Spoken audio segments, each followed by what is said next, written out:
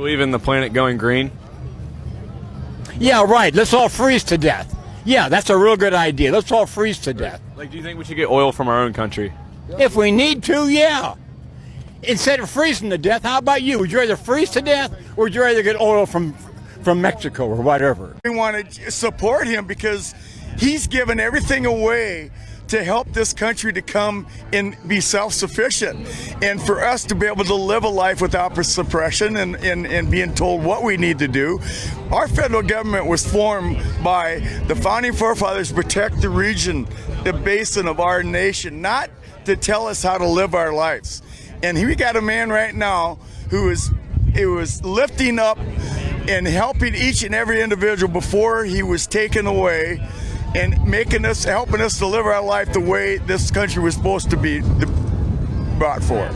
So much to discuss here, from railing about high gas prices after driving hours to see Trump, to the irony here now that we know how poor Trump's influence turned out to be in Pennsylvania. I feel like we're living in a totally different world from just a few days ago when it seemed like Trump was king of the GOP. In the aftermath of the midterms, where it's now widely accepted that Trumpism was on the ballot and was rejected in many races, seeing scenes from his rallies is like startling.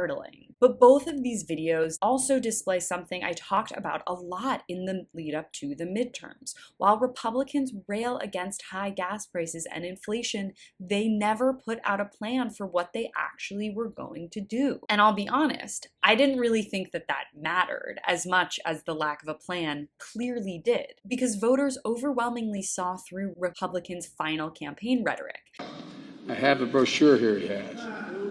He's in charge of electing Republicans to the Senate. He's the head of the campaign. And he laid out a clear plan. He said every 5 years, Social Security and Medicare would have to be reauthorized.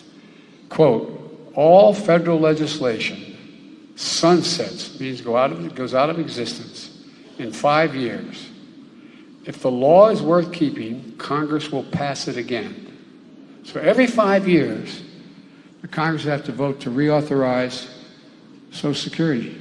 At some point, Americans of all sizes are going to realize how important it is to be energy independent, specifically in the form of renewables. Because Trump and the Republicans can talk all they want about the economy, but when you realize that their master plan is to cut Social Security and Medicare, yeah, that's not a winning message. And I'm so happy that it wasn't this past week. But what clearly was a winning message was Biden's delivery on progressive campaign promises, including climate legislation and infrastructure investment. I totally agree with certain pundits that the unexpected winner of the night was climate policy and other progressive legislation decisions like student debt forgiveness that resulted in record youth turnouts. So I'm sorry to these voters, but if you want real solution to high energy prices while also greening our planet, Trump's party is certainly not the one for you. Thanks so much for watching. You can follow me on all platforms at Caro Johnson 917.